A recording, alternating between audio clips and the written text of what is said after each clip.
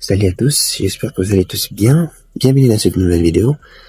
Aujourd'hui, nous allons voir comment créer de lignes ondulées sur Adobe Illustrator. C'est parti.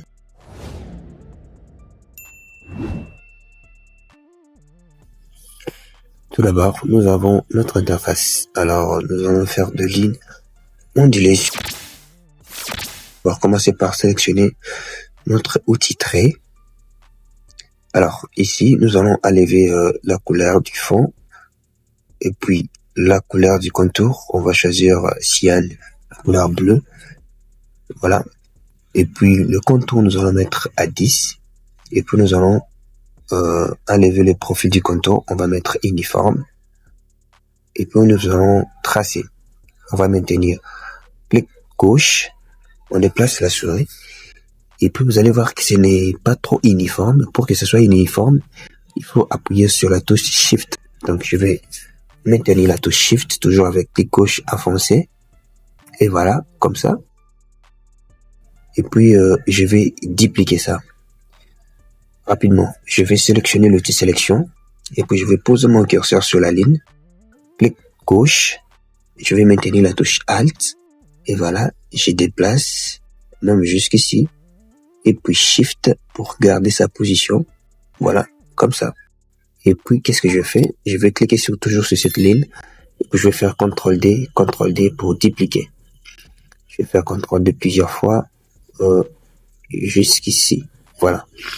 Et puis, je vais tout sélectionner comme ça. Et puis, je vais cliquer sur Effet, Distorsion et Transformation.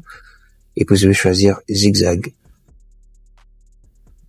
Et voilà, maintenant sur cette option que je vais paramétrer ma ligne pour que ça soit ondulé. Ici, là où il y a le point, je vais lever créneler et puis je vais mettre arrondi. Et puis je vais augmenter sa taille. Et voilà. C'est encore, non, je dois encore réduire. Super.